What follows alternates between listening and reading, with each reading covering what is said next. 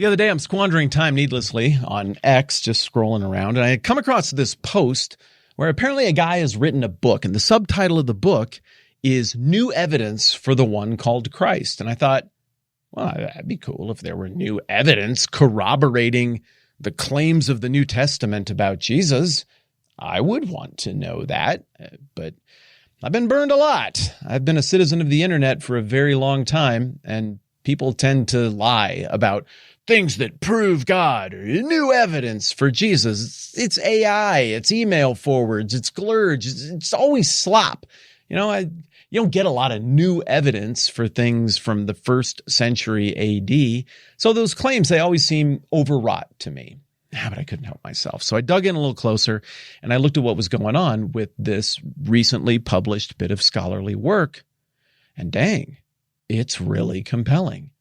And I think the guy who did this work can legitimately back up the claim that he is putting forward new evidence for the New Testament claims, supporting the New Testament claims about Jesus. Here's how it works. The scholar's name is a gentleman named T.C. Schmidt. Remember that because you're about to meet him. We're going to have him on here in just a second in this video. He is no slouch. He's got a PhD from Yale. He is a visiting fellow, as I'm recording this video, at Princeton, and he's a professor at Fairfield University. His area of specialization is the early church, ancient Christianity, and along the way, he, like anybody who studies that kind of stuff, is going to hang out with this guy a lot, Josephus. Maybe you've heard of him before. Josephus is a first century AD Jewish historian who, well, just look at the book. He did a lot of work. He wrote down a lot of stuff, and he was super well connected with all the big rock stars in Jerusalem and Judea during the time of Jesus, the disciples, and the early church. So you would think that if all the Jesus stuff actually happened, this guy would have mentioned it because he wrote the history of the time that Jesus was on the stage in Judea and Galilee and Jerusalem. You would think that if all the stuff about Jesus in the New Testament actually happened, a guy like Josephus would come along and say, there once was this guy named Jesus, and he did a lot of miracles, and he fulfilled Old Testament prophecy, and he rose from the dead, and now there's a whole new religion of people who follow him. Well, the crazy thing is he actually did do that. There's a passage, the fancy name for it is the Testimonium Flavianum. They call it that, Flavianum, because his name is Flavius Josephus. And it reads like somebody just heaping praise on Jesus and basically saying it's all true. And the New Testament claims about Jesus are all true. In fact, it is so flattering to Jesus that scholars have pretty much always rejected it and said, well, it can't be true. Why would a Jew ever say that in the first century about Jesus? That clearly must be some later addition that some Christian monk somewhere made to just be like, well, let's see, I don't like this part. It doesn't talk about Jesus. That makes us look bad. So I'll just some stuff about Jesus here, and he rose from the dead. Yeah, that's pretty good. That should trick people in the future. That's been the assertion. Well, the centerpiece of T.C. Schmidt's argument that he's putting forward in this new work, which is called Josephus and Jesus' New Evidence for the One Called Christ, available through Oxford University Press and available for free through the link down below. The argument that T.C. Schmidt is putting forward is that the Testimonium Flavianum, this particular passage about Jesus from outside the Bible that seems to corroborate the New Testament account of Jesus, his case is that it's true, it's original, and that there's no reason to doubt it. Now, I'm not qualified to make that case, but he is. So this seems like a really good time for me to be quiet and flip things over to the interview with Dr. T.C. Schmidt. And let's just pick it up right in the middle of the conversation now that we're all on the same page. And let's see what you think of it. Does this count as new evidence, new corroboration of the New Testament claims about Christ? Or does it not pass your threshold of convincingness? Well, let's go meet Dr. T.C. Schmidt and find out. I believed the same thing about the passage. I thought that this passage, it's way too good to be true. It doesn't sound like anything a non-Christian Jew ever would have written. There's certain things Josephus says in this passage about Jesus that you can't really say and not be a Christian. He says Jesus is the Christ. He says he was raised from the dead. He says he fulfilled Jewish prophecy. Those things are kind of the definition of being a Christian. But the problem is he wasn't a Christian. We know he wasn't a Christian How do we know? because he gives, other than this passage, he gives absolutely no hint of it. And then we have very, very early witnesses from other ancient sources that say he wasn't a Christian. You know, keep in mind, he wrote 500,000 words about the Jewish people. I mean, he had lots of opportunities to make his faith known. When you open up his book of history, he is walking the reader through hundreds and hundreds of years of Jewish history. Eventually, he comes to the governorship of Pontius Pilate. And this is in Book 18 of the Antiquities. Sure. And it's a fascinating discussion where he's talking about this guy that we all know from the Bible, Pontius Pilate. This is how the passage is normally translated. He's talking about the reign of Pontius Pilate. He talks about some things Pontius Pilate did. And then he says this. He says, "Now there was about this time Jesus, a wise man, if it be lawful to call him a man, for he was a doer of wonderful works, a teacher of such men as receive the truth with pleasure. He drew over to him both many of the Jews and many of the Gentiles. He was the Christ. And when Pilate, at the suggestion of the principal men among us, had condemned him to the cross, those that loved him at first did not forsake him, for he appeared to them alive again on the third day, as the divine prophets had foretold these and 10,000 other wonderful things concerning him. And the tribe of Christians, so named from him, are not extinct to this day."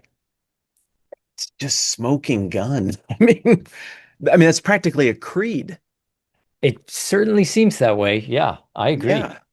So is I that what he's agree. doing? Is he just repeating a creed here, or is this a product of his own research?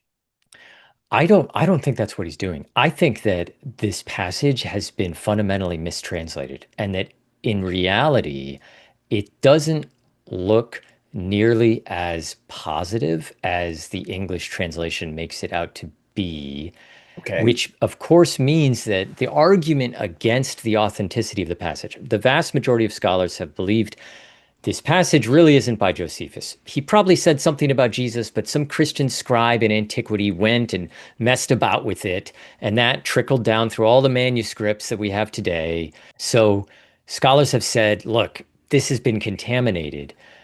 My argument, and I uncover a lot of new evidence for this, is that actually, if you really read carefully what Josephus is saying here, he's not being nearly as positive about Jesus. And that also means that those reasons for suspecting the authenticity of the passage no longer stand because, properly Huh. understood, the Okay. passage no longer looks like a creed. It actually looks like something a first century Jew would have written about Jesus. Okay. So I did a massive amount of work. I did a massive project on Pontius Pilate a while back. Obviously, this passage was pretty important. Hmm. One of my arguments about how to best interpret the behavior of Pontius Pilate, which seems mixed and erratic in the Hmm. biblical accounts, is that he was under massive political pressure after receiving kind of a suspicious, less than impressive endorsement from back in Rome from a compromised political character who pretty quickly, got the axe from the emperor. And it looks to me like what Josephus is doing here in the Pontius Pilate sections is he's describing the turmoil of this era under the less than competent reign of Pontius Pilate and trying to ascribe to him some of the culpability for the unfortunate political situation that things have spiraled into as we Hmm. move into the era in which Josephus was a contemporary. So I Hmm. think my read is that he kind of views Pilate as one of the people who held the baton and didn't hold it very well while he had it. He couldn't handle the situation with the aqueduct, and there was like a Yeah. treasury. He took money from the temple treasury, Hmm. thought he was Hmm. doing everybody a favor. He put up graven images on some shields, if I recall Yep. correctly. Correct. Please fix any of this I'm getting That's wrong. totally correct. And so he looked like a clown. A whole bunch of people from Jerusalem went up to his palace in Caesarea and were like, we're going to kill ourselves right here in this courtyard if you don't relent. So then he backed down under threat of mass suicide. Hmm. He botched maybe something with another kind of messianic claimant claiming to be like a reincarnated Moses or something for the Mhm, mhm, mhm, Samaritans. mhm, And it mhm. went to bloodshed and it wasn't supposed to. And he's trying to make himself look cool and like he should keep this position, even though his political benefactor, I think Aelius Sianus was the guy's name, or Yeah, Sejanus. Sejanus, yeah. Yeah, even though this guy's, he's being eliminated politically. It looks, I read Josephus as always trying to say Pilate was under weird, bizarre pressures that went way beyond the shores of the Levant, and he's playing a completely different game, and he's not playing it very well. Speaking of things that happened during that time, there was this guy. Am I in the zip code or am I You reading are. into it too much here? I think you are absolutely right. The picture that Josephus paints of Pontius Pilate is this guy who, he's given a tough job because he's supposed to keep the peace in Jerusalem and Judea, but it's really hard to do that. And he makes mistakes. He also needs to appease Rome, but appease Rome means not appeasing the Jews. And so he's got potential uproars on his hand. And he knows the last thing he wants to do is cause an insurrection or an uproar. Right, right, right. And the context of this passage, well, the context of the Gospels is when Pilate wants to let Jesus go. I think the proper reading of that is not that Pontius Pilate is a good guy. It's that he knows Jesus has a lot of popular following, and he's thinking, why am I gonna crucify this guy? I might cause an uprising. And Hmm. then, of course, the religious leadership tries to cause an uprising in order to have Jesus put to death. And Pontius Pilate finally says, "Okay, fine, I'll do it."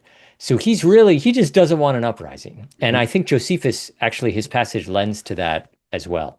Help me get it straightened out. What are you seeing here in terms of how we're reading it wrong? Let's start with that phrase that Jesus was a doer of wonderful works. That Sometimes sounds it's very good. translated a doer of miraculous deeds. Okay. Sounds amazing, right? Yeah. It turns out that Greek is a very vocabulary rich language. So there's like a million words for miracles that they can use. Okay. And the one that Josephus uses here is not the most positive one. It's the original word is paradoxa. That's where we get the word paradox from. Sure. And it's used for strange, miraculous things that have kind of unknown moral origin. And so, for example, in the Gospels and the book of Acts, there's lots of miracles used to describe lots of words to describe the miracles of Jesus and the apostles. Hmm. Paradoxa is not one of them, Hmm. except one location in Luke where a crowd says Jesus has worked paradoxa, Okay. and many Bible translations will translate that as we have seen strange things today. Sounds like you did a And good job on the translation. and Josephus uses this word too. He uses it to describe the miracles wrought by Pharaoh's magicians before Moses in their little wizard's duel that they were having. Yes. And that they also can make a snake and stuff like that. But Josephus calls what they do paradoxa. So he uses this word, and we have other examples of this in ancient literature where it's used for miracles that maybe come from a supernatural source, but of one of questionable sources, kind of like what the religious leaders were accusing Jesus of doing in the Gospels, that he's performing these miracles by demons. And that, if you just plug that different word in there, so instead of he was a doer of wonderful works, he was a doer of, you could come up with a variety of terms. You could say incredible deeds because are these amazing things or magical deeds? I mean, if you put something negative in there, all of a sudden the passage reads very different. That part where it says, if it's befitting to call him a man for he was a doer of sorcery, all of a sudden that whole, if it's fitting to call him a man, becomes negative. He's not saying Jesus is divine. He's questioning if he has the morality of a human being or a beast. And Hmm. so much of how you understand that passage rides on that word paradoxa. Whether it's Eh, beautiful or ominous, yeah. whether it's truthful or a trick a lot of people fell for. Yeah. Yeah. And Okay. people can read the book. I have many examples I give of how paradox is used, but I think clearly that translating it as wonderful works is not a fair translation because that's wholly positive. There's no potential ambiguity there. There's no potential negativity. Whatever word you put there needs to be ambiguous, potentially negative as well. What would be your favorite way to translate it? It's not, there's not we don't have a perfect word, but I would say incredible deeds because that could be positive. It could be like it's not believable, it lacks credibility, Hmm. but that misses the nuance because in Greek, paradoxa isn't about whether he did them or not. It's about how he did them. If he did them through positive supernatural means or negative supernatural means. What if I gave you two words? Incredible, comma. Uh, incredibly strange, probably like magical deeds. I guess magical is only positive in a Christian sense if we say it generally, like it was a magical evening, Yeah. but it's usually negative. There isn't the great. He did crazy things, crazy amazing things, or something. Okay. That would get a little towards it, I guess. What There's a couple towards? other changes I would make. Okay. When he says Jesus was the Christ, this sounds like this confession of Jesus being the Christ. But there's a couple weird things here. Note that he doesn't say Jesus is the Christ. He says he was the Christ. And that's odd. That's not something a Christian would normally say. Jesus is still alive. That's a core component of Christian belief. He didn't used to be the Christ. He is the Christ. Hmm. And so this idea that a Christian would have inserted this feels like there's got to be a little more explanation. You'd think they would have said is the Christ. Another thing Do we about have this, examples? Do we have examples of Christians saying was the Christ? Yeah, I I've can't. I'm looked, not coming up with any. I've looked, and you can find examples, but only in a very specific context where, for instance, Paul the Apostle will say, and that rock was Christ. But he's talking about what the rock Rock was. was. Not Yeah. he's not saying Jesus was the Christ And now isn't. and now isn't. And Hmm. so you will have some times when people are using an Old Testament referent, the angel of the Lord was Christ or something like that. But in terms of just a naked assertion, Jesus was they don't say that. They say is the Yeah. Christ. And furthermore, if you look at, Mhm. I do a study of how ancient Christians read the Testimonium Flavianum. What did they think of it when they read it in Greek? And almost none of them point out that Jesus is called the Christ. They all seem to read it as affirming that another name for Jesus. Just like today, people say Jesus Christ. They don't mean he's the Christ. People did that in the ancient world too. So they read it as Josephus simply articulating a name, an alternative name for Jesus. So anyway, if we put in there in our translation, not Jesus was the Christ, but he was thought to be the Christ, which is what the two earliest translations say, then it looks like something a Jew would have said, a Jewish historian would have said, that he Of was thought to course. be the Christ. Yeah, it's the kind of intuitive buffering that you no doubt use and that I use all the time when I'm talking about ideas other people hold, and I'm trying to give an accurate representation of ideas other people hold, my own convictions being irrelevant to the conversation. I agree. The part where Josephus seems to say Jesus was raised from the dead, the passage I read as it is translated says that for Jesus appeared to them alive again on the third day. Oh my goodness. Total confession of the resurrection, apparently. Uh, yeah. The problem with this, though, is that the operative Greek word for appear, that's what everything hinges on. Uh, it's Josephus loves this word. but it's an ambiguous word. It can mean he appeared, or it can mean he seemed. Seemed. Yes. He seemed to them to be alive again on the third day, meaning it's not a confession of the resurrection. He's saying what the disciples thought, and he's not agreeing with it, or at least not necessarily agreeing with it. I've had this passage in front of me for years and years and years and years and years. Until you started talking 1 minute ago about that phrase, it had never occurred to me that you could read that as seemed. So it brings up the question, if we can translate it as seem, what did Josephus really mean? I know he could make it seem, but did he really want it to say that? And what I do in the book is I try to find examples of Josephus using the same word with the same grammatical constructions Okay. to see what did he mean. Did he mean physically appear, or did he mean seem? And I show that he did mean seem. And the one classic example is that famous, terrible story of Joseph being sold into slavery by his brothers, where they bloody his cloak and they bring the multicolored cloak to Jacob, his father, and say, your son was killed by beasts. Even though actually they sold him into slavery, he's still alive. Josephus retells that story and puts his own spin on it.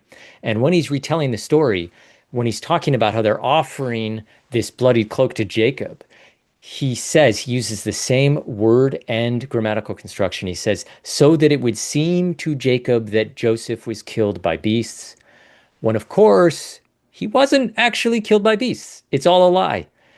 And he obviously means seem, not he actually was killed by beasts. So I think we need to plug a new translation in that line of the Testimonium Flavianum. So instead of saying he appeared to them alive again, it's he seemed to them to be alive again on the third day. So I think he is painting a picture of Jesus where Jesus is this supernatural figure. He has this supernatural power, but Josephus is very wary of where the source of this power is coming from. He's worried about Jesus being in league with demons. He's worried about Jesus leading an insurrection. I don't think he's prepared to actually affirm those things, because he's very capable of affirming those kinds of things, of saying so-and-so is a false prophet, so-and-so is a magician. He doesn't do that, but he's also clearly not on the Jesus bandwagon. He's not rah, rah, rah Jesus. He might like him a little bit, but he's concerned about his disciples. So he's ambiguous about Jesus. And that's something to keep in mind, that we have this idea that first century Jews must have been pro or con Jesus. The reality is there's a lot of in between here, and you would have had a lot of Jews that kind of liked him, kind of didn't, or they liked him, but they didn't like the Christians, or I mean, you had all sorts of different takes on Jesus in antiquity. So as you read through this particular passage here, it gets to the end, it says, the divine prophets had foretold these and 10,000 other wonderful things. Mm-hmm. Are we getting the same word for wonderful there at the end of the passage that we did at the beginning?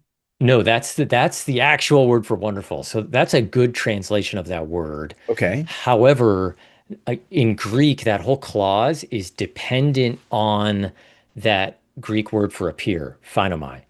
So if we read that verb, which I think grammatically we should, as seeming to the disciples, then those prophecies are also what the disciples think happened.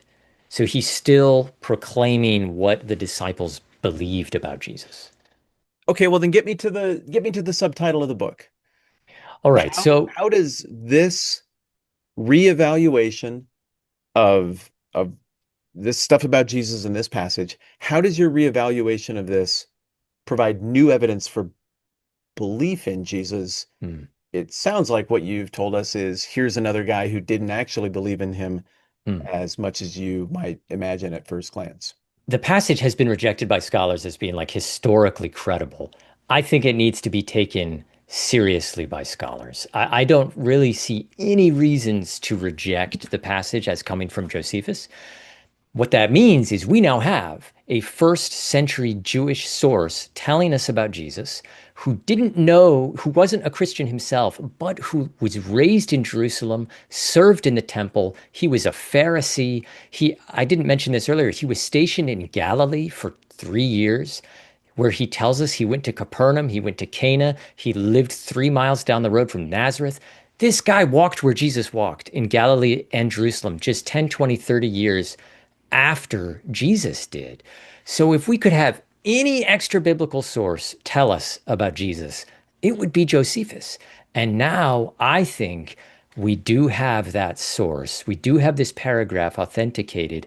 And what does he tell us about Jesus? Well, he follows what we know of from the Gospels. He corroborates the Gospel testimony. Jesus was a teacher. He had many disciples. He was known to work miracles. Josephus is not sure he likes the miracles, but they were miraculous. He was said to be the Christ. He was accused by the leading members of the Jews. He was crucified by Pontius Pilate. And then 3 days later, Jesus' disciples said he had risen from the dead in fulfillment of Jewish prophecy.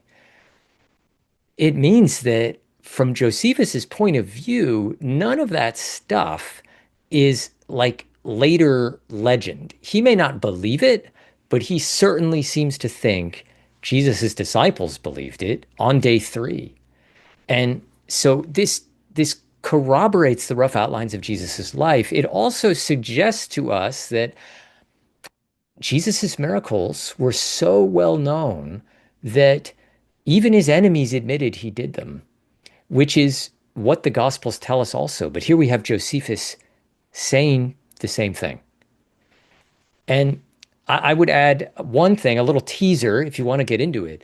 I think this evidence becomes even more remarkable when we peel away where Josephus is getting this information from. Is he just picking this up from Christians and parroting it back without thinking about it? No, I think he's getting this from people who actually knew Jesus, people who put Jesus to death.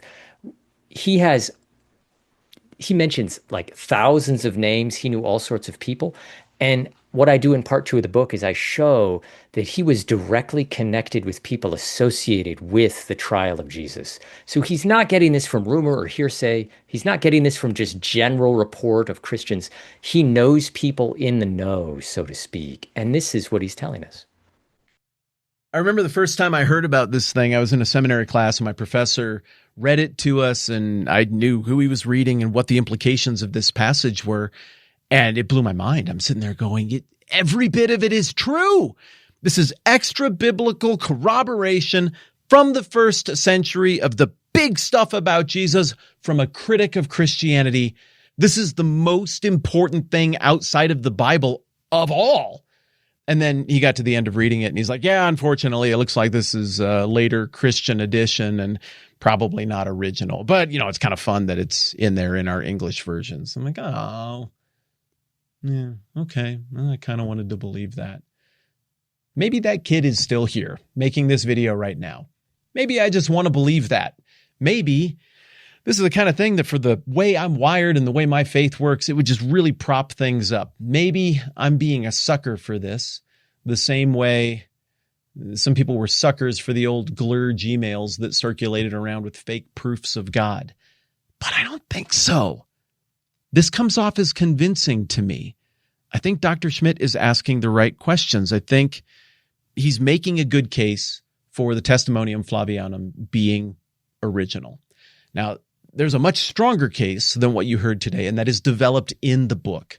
So I guess 2 thoughts for you. One, I want to know what you think now, but I'd really love to know what you think after you go and read the book. And you can read the book because some donor came along and felt like it was important for this to be available to normal people, not just people who can afford fancy academic books. So you can get it for free. There's a link down below that will get you where you need to go. There's a link down below that'll get you a free digital version of that book. And whether you read it or not, I would love to hear your thoughts on what you just saw and your thoughts on this new evidence for the one called Christ. I hope we have a very lively and fruitful conversation down in the comment section on this one. I want to say thanks again to Dr. Schmidt for jumping on with us for this conversation. I want to say thanks to you for being interested in things like this. And I want to say thanks to the patrons of this program for making this channel happen because, hey, without you, this wouldn't exist. So I see you and I'm grateful. All right, that's plenty for now. Thanks for hanging out with me on my YouTube channel. Let's do this again soon.